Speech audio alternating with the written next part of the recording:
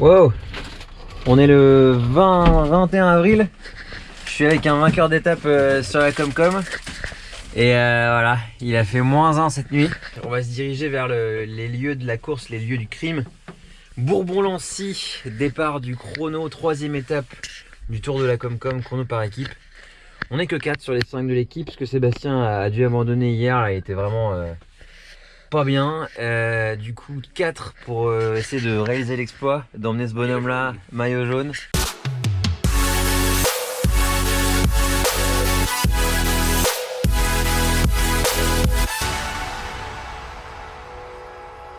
Et si on le fait, si on bat Issoire qui sont maillot jaune aujourd'hui, on sera bien content, on sera heureux et au déjeuner on sera content de bouffer des lentilles. Le conducteur de bus est là. Ah, le conducteur du bus. Et le conducteur du bus. Chauffeur du bus, tu vas rien voir chauffeur de bus, là ça va être chaud.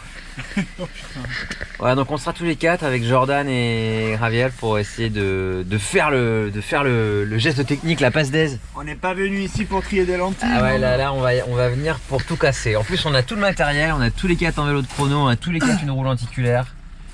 On a tous les 4 des bonnes jambes lors de ce week-end, donc à mon avis ça va être top. Avec un peu de chance on pourra mettre une caméra sur la voiture pour qu'on puisse bien voir la course se dérouler.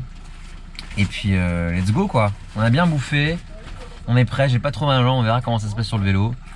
Mais là tous les voyants sont ouverts pour qu'on puisse faire une performance. Et c'est donc plein de confiance que tous les 4, Noé, Javier, Jordan et moi, on s'aligne sur le chrono par équipe du Tour de la Comcom. C'est la 3e étape de ce Tour de la Comcom et c'est parti. On s'élance avec un espoir, celui de pouvoir mettre Noé leader du classement général. Ce qu'on veut à la fin de ce chrono, c'est Noé avec le maillot jaune. À l'issue de l'étape précédente, Noé est à 1 seconde du maillot jaune, seulement à 1 seconde. Le leader de l'épreuve, c'est Paulin Fage, il est du club d'Issoire. C'est pour ça que nos adversaires principaux sur ce contre-la-montre par équipe, c'est le club d'Issoire, logiquement. On doit faire la meilleure performance possible et pour ça, franchement, on va rien laisser passer dans les premiers kilomètres. Vraiment, ce chrono, il avait une particularité, c'était qu'il était quand même assez vallonné, mine de rien. Il n'y avait pas de boss réel. En revanche, il y avait beaucoup de successions de faux plats difficiles, en particulier ici où le vent nous arrive presque de face. Et même si on n'a que 2% de pente, c'est très difficile d'avoir une vitesse moyenne élevée et aussi de s'organiser pour passer les relais. Là, vous voyez, on n'est pas du tout bien en ligne, on est un petit peu en tas et ça, c'est pas génial. À la bascule de chaque faux plat, on arrivait quand même à reprendre pas mal de vitesse. Il fallait vraiment pas négliger non plus les parties rapides qui peuvent nous aider à grappiller pas mal de secondes si on arrive à dépasser les 60 km/h. Et dans ce début de chrono, franchement là je me dis, bon on est bien parti, hein. J'ai mal aux jambes, j'ai le cœur qui est un petit peu... Je le sens qu'il monte pas autant qu'il devrait pour le niveau d'effort, mais je me sens plutôt pas mal. Je sens que tout le monde se donne pendant les relais et on a vraiment une bonne énergie quoi. Au bout de 4 km, je me dis putain on va vite quand même, hein. On n'est pas mauvais. Seulement si vous regardez bien la carte en haut à gauche de l'écran, là qui vous montre le parcours du chrono, vous voyez que à peu près l'endroit où on se trouve, il y a un virage à droite et ce virage à droite nous amène vers une petite route, une route beaucoup moins large, beaucoup moins rapide, beaucoup plus sinueuse et aussi un petit peu plus accidentée. Et c'est sur cette partie de route, vous allez le voir, qu'on va rencontrer des difficultés. On est un tout petit peu plus loin et je vous invite à regarder la position de chacun devant. Là vous voyez on voit tous les 4 et vous allez voir on va avoir un de nos coureurs qui va décrocher un petit peu au passage de relais et le premier à souffrir de l'effort ça va être Jordan. Regardez là on le voit, il décroche légèrement mais vraiment il décroche de rien, il y a un demi-vélo puis un vélo et là il est obligé de nous appeler pour nous dire oh là là ça va pas. Du coup nous devant on se retourne et on se demande ce qui se passe, ce qui nous force un peu à revoir notre effort, à nous réorganiser de manière à ce qu'on puisse reprendre la rotation ou en tout cas permettre à Jordan de passer une rotation de manière à ce qu'il puisse se reposer à l'arrière. Un petit peu plus loin sur une partie en faux plat, voire un peu raide là, parce qu'on arrive autour des 4 ou 5%. Regardez là, on va se retrouver limite un par un, ce qui fait qu'on ne se protège plus du tout les uns les autres et que du coup on doit produire un effort individuel à la place de produire un effort collectif.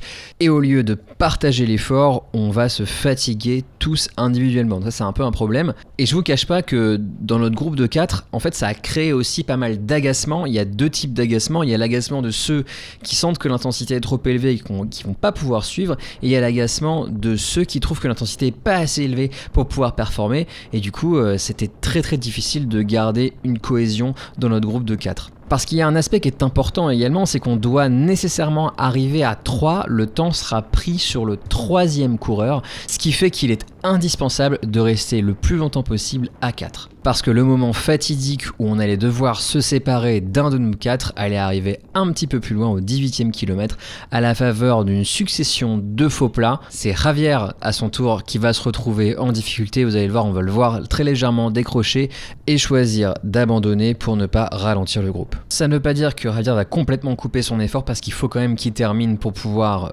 avoir une marque sur l'épreuve et pour pouvoir reprendre le départ l'après-midi pour l'étape 4. Allez, on est au tout dernier virage, là c'est virage à droite, ensuite on arrive tous les trois sur une pente autour des 5% où se trouve l'arrivée, et là je vous le cache pas, quand j'ai vu la distance entre le virage et l'arrivée, j'avais pas du tout vu ça pendant la reconnaissance qu'on avait fait en voiture, il me semblait que c'était beaucoup plus court, c'était tellement long, en fait c'est une bosse qui est vraiment courte, enfin elle doit faire dans les, je sais pas, 500, 600, 700 mètres, mais ça paraît horrible, mais vraiment tellement long quand on est à la fin d'un chrono comme ça et qu'on a un petit peu tout donné, et surtout que pour vous dire, moi je pensais qu'on allait arriver à 4, je pensais qu'on allait très vite, je pensais qu'on allait peut-être pouvoir mettre Noé maillot jaune, et en fait notre chrono il s'est vraiment très mal passé quoi. On a vraiment foiré la cohésion qui est un prérequis pour aller vite sur un chrono par équipe. On a dû lâcher Javier, ce qui est quand même un truc qu'on n'avait pas du tout prévu, et on pensait qu'on allait arriver à 4. On arrive avec presque 1 minute de retard sur les vainqueurs de l'épreuve, on est à la 11e place. Évidemment, nos espoirs de mettre Noé sur la première marche du classement général s'envolent complètement, et il allait falloir repartir à l'attaque sur l'étape 4. Bon, chrono 11e sur combien d'équipes ? Sur 29 équipes. On est à 1 minute, 40 secondes par ronde du premier. 50 secondes du premier. Du coup on perd tous 50 secondes. Sauf Javier qu'on perd encore plus parce qu'il termine un peu plus lent. On va regarder le classement général, mais voilà quoi. Noé la tête de la déception, Seb qui a toujours le sourire parce qu'il s'en bat les couilles.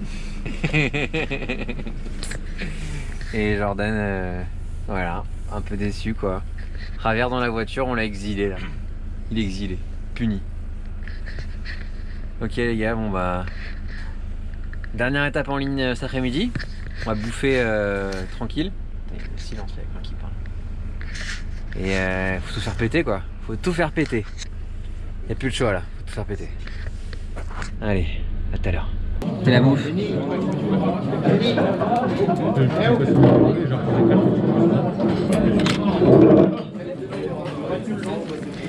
Ça, les courses par étapes, c'est la cantine. Ok, on est juste avant le départ. Dans un quart d'heure, il est 14h30 et on attend doucement dans le camion parce qu'il fait un peu meilleur ici qu'à l'extérieur. Il faut que j'aille faire pipi, donc je vais faire ce petit tour. Allez hop, on échange. Tu peux rester à l'intérieur hein. Non t'inquiète, il faut que j'aille pisser moi aussi. Allez, le vélo, c'est bon, tout est bon. Tout est ok, les motos, elles sont prêtes.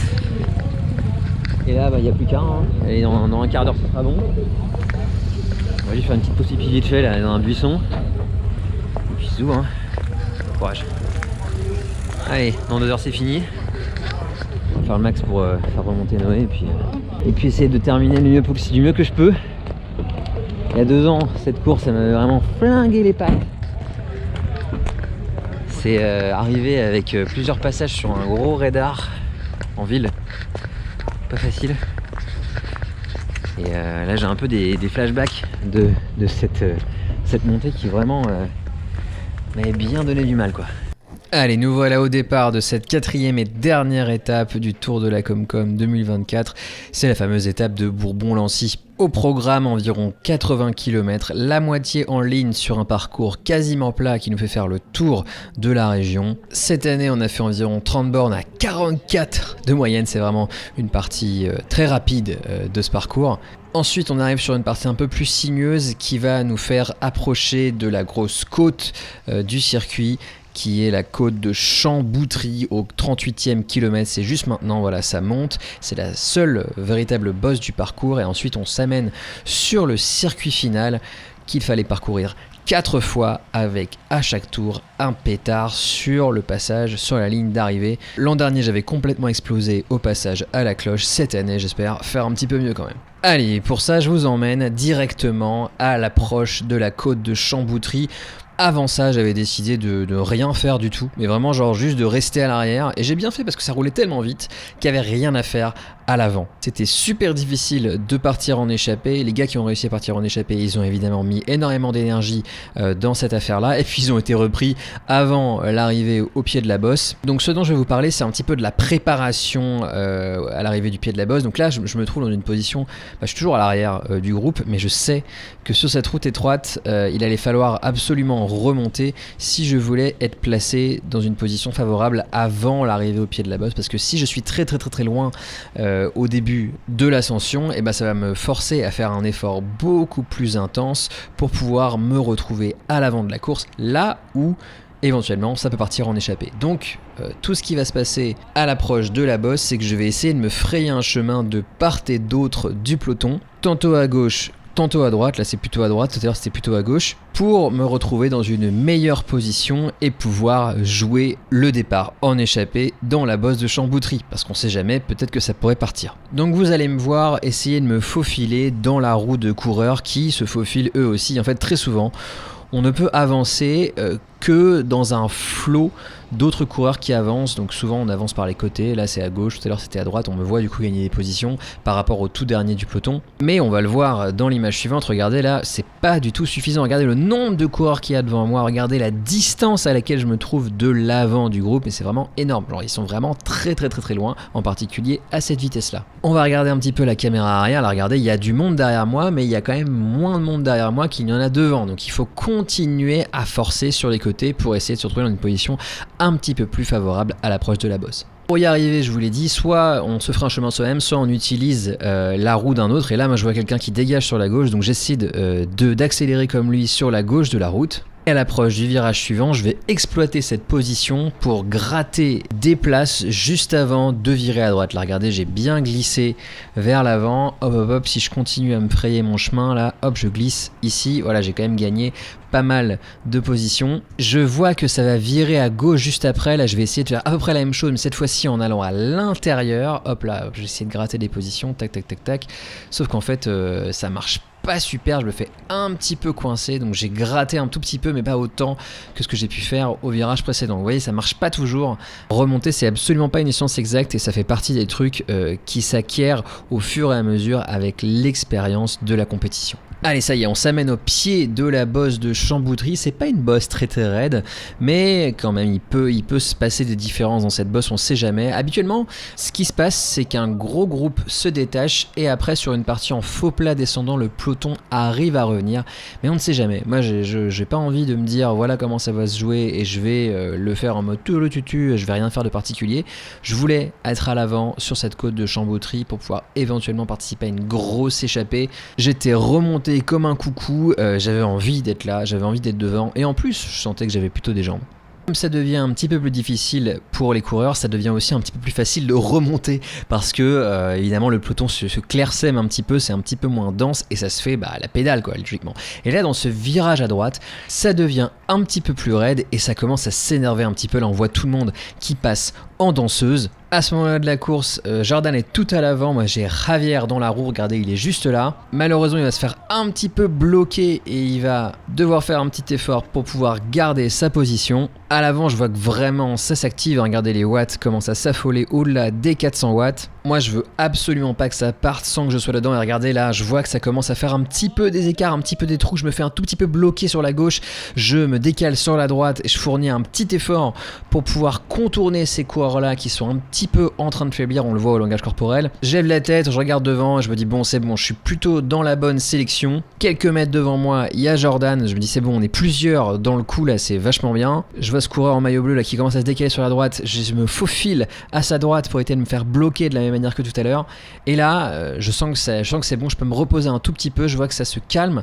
Je vais en profiter juste pour me remettre correctement dans les roues et attendre la prochaine séquence intense. Ça n'allait pas tarder à arriver parce que 100 mètres, 150 mètres plus loin, regardez, là on le voit pas encore, mais en réalité ça a cassé devant. Donc là je me rends compte de ça, je passe la tête sur la gauche et je me rends compte que devant en fait il y a un gros écart qui commence à se former entre le groupe qui nous précède et le groupe duquel je fais partie. Du coup là je me dis mais il faut absolument que je remonte pour participer à ce coup vers l'avant. Autour de moi tout le monde est un petit peu mou, j'ai l'impression qu'ils ont un petit peu abdiqué, donc là ça va être à moi de faire le jump. Donc là je me mets à plus de 500 watts pour accélérer et essayer de faire le jump. Faut pas que je laisse passer l'opportunité. Allez hop c'est parti, il faut absolument que je raccroche les wagons. Là je fais vraiment l'effort de la course, le premier gros effort de cette course pour moi.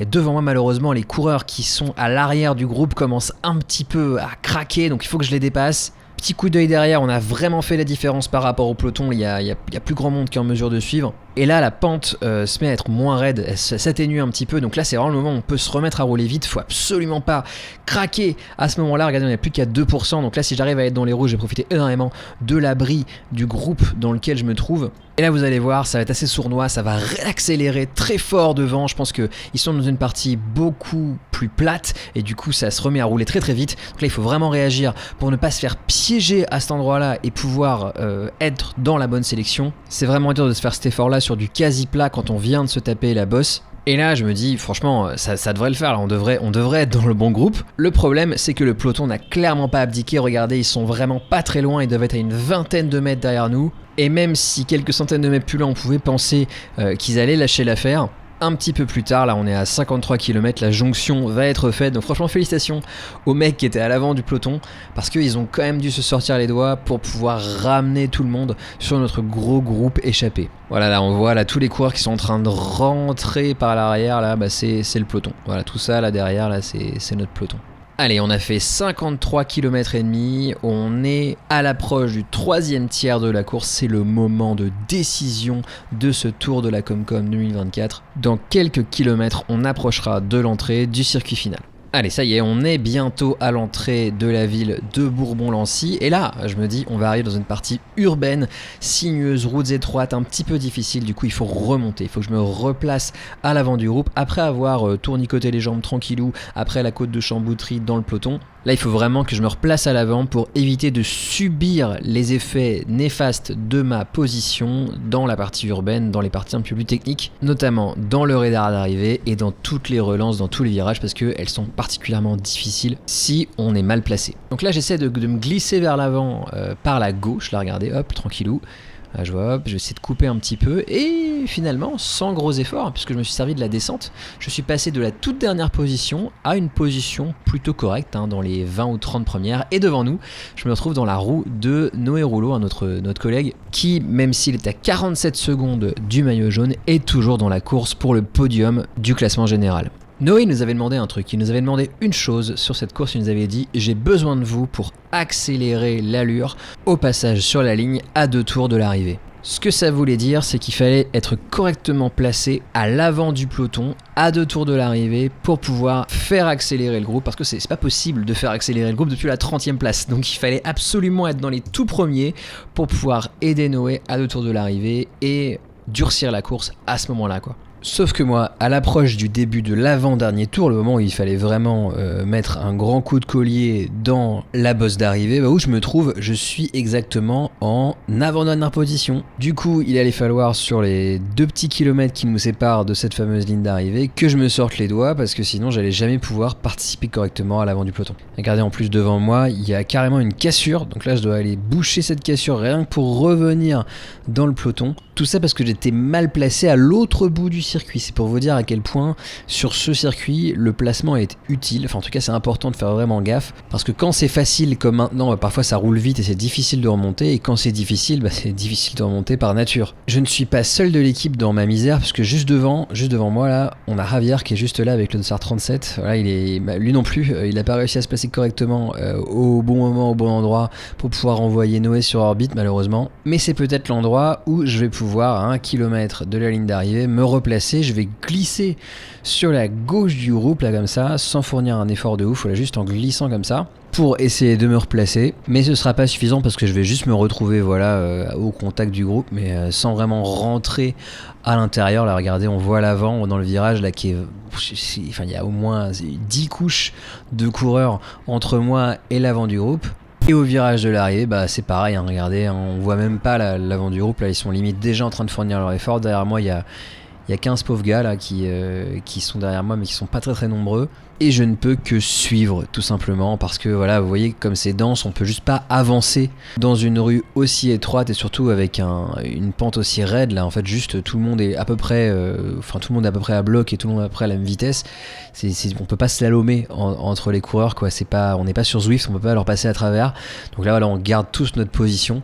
Et on va être reparti pour un nouveau tour de circuit où il va falloir récupérer des positions dans les parties difficiles, dans les parties où ça étire. Et je vais vous emmener dans le tout dernier tour pour vous montrer comment la course trouve son dénouement.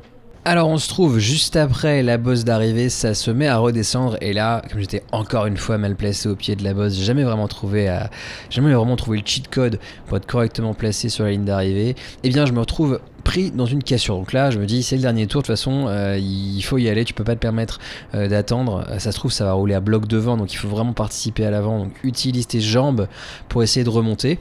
Parce que petit détail important, là on est un groupe d'une quarantaine ou d'une cinquantaine de coureurs, tout le monde peut encore prétendre à la victoire, même moi, même le mec qui est juste devant moi là, même tous ceux qui sont dans ce groupe, ils peuvent encore gagner la course. Donc et naturellement l'intensité de ce dernier tour va être extrême. Et là comme je sais que je suis incapable de remonter dans le groupe dans les derniers kilomètres, je me dis il faut absolument que je remonte avant. Donc là je vais prendre toutes les opportunités pour remonter, en évitant ce coureur qui lâche l'affaire.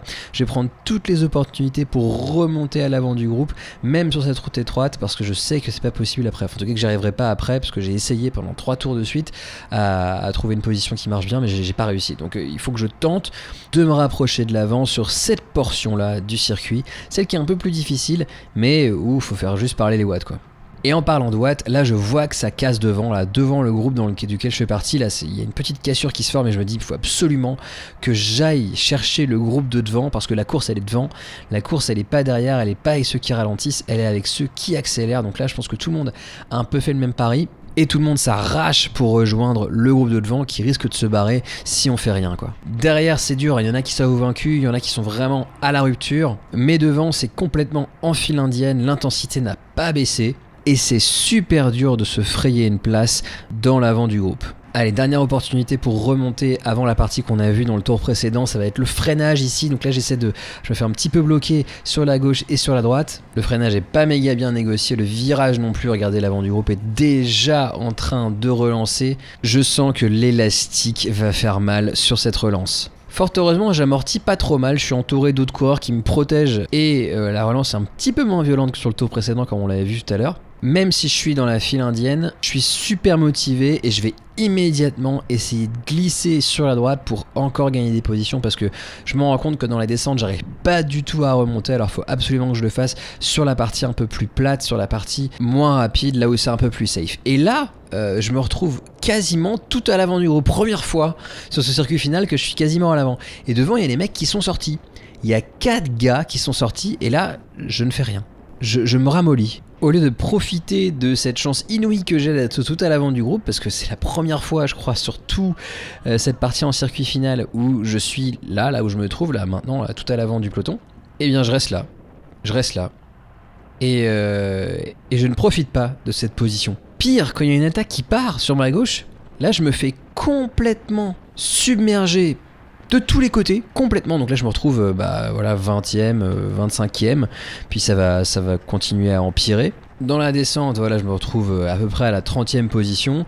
Noé en revanche, lui, est pas trop mal placé, on le voit là. Il faut qu'il puisse participer au sprint pour pouvoir conserver sa 3e place. Au virage, j'ai ni gagné ni perdu de position, j'ai bien l'impression, et surtout j'ai vraiment plus de jambes du tout, j'ai que dalle.